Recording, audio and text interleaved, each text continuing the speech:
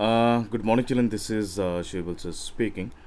Children, we have been dealing with the chapter data handling, chapter 5 from NCRT. As of now, we have completed till question number 4.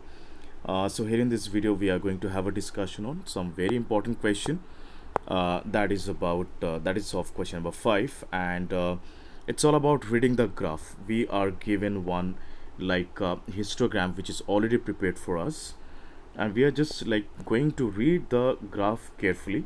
So your part of job is to draw the diagram, draw the graph in your like classwork copy or in the graph copy, as it's like the vertical line which is of y-axis, which is starting from 0 to 4, 4 to 8, 8 to 12, 12 to 16. All the numbers are having 4 gaps, as it's visible over here in on my screen. As you all can see, this side is defining the number of students.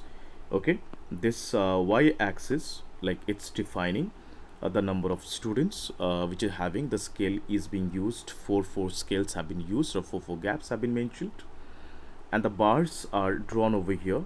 This is 1 to 2, then 2 to like then 3. So the bars are drawn accordingly. So now our part of job is to read the graph, and we have to answer the following question. So in question number 5, children, it's told that the number of hours for which students of a particular class watched television during holidays is shown through the given graph. Okay, the number of students, what are their activities during the holidays, it's given in a form of graph, and we have to understand the graph very carefully. How many hours did the maximum number of students watch TV?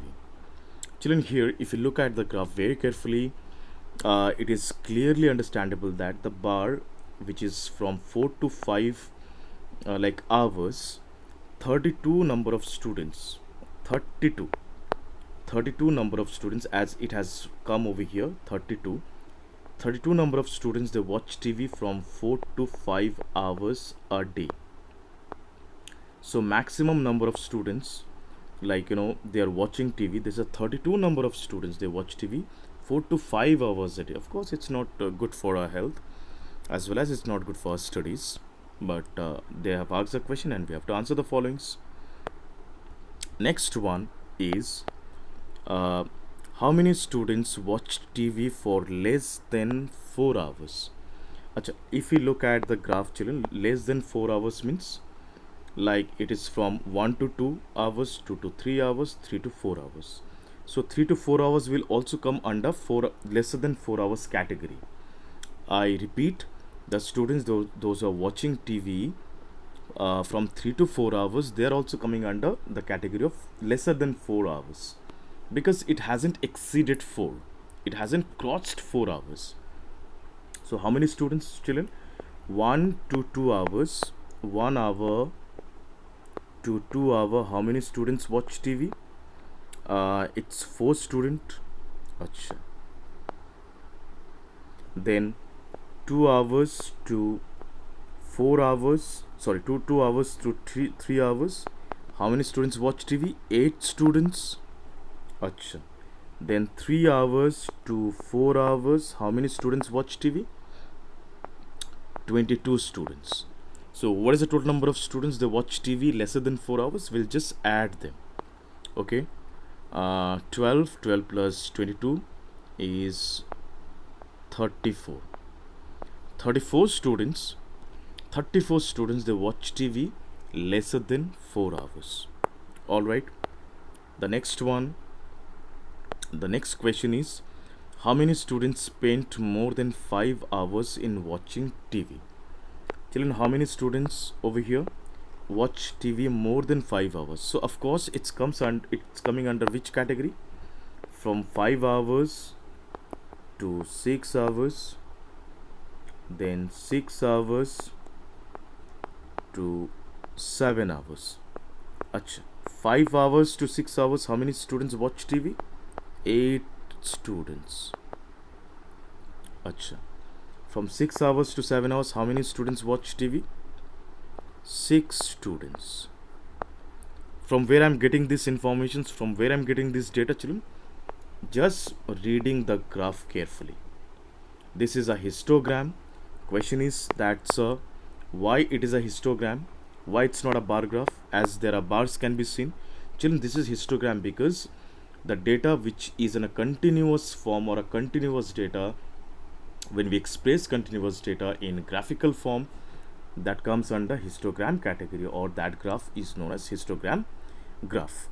So why continuous data? It's starting from 1 hour to 2 hours, then 2 hours to 3 hours, 3 hours to 4 hours. Once just right after one, the data is being used.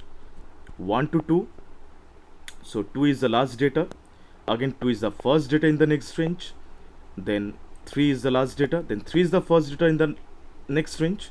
So it is a continuous data. So data is being like, in a continuous form. If you watch my previous video, I have clearly explained why what is continuous data, what is the basic difference between continuous data and non-continuous data, right? So children, let us find out the sum of this, like students, 8 to 6 hours, 8, 9, 10, 11, 12, 13, 14. There are total 14 students, those who watch TV more than 5 hours. So 5 to 6 hours, 8 students, 6 hours to 7 hours, there are 6 students. Totaling it's coming 14 students, they watch TV more than 5 hours.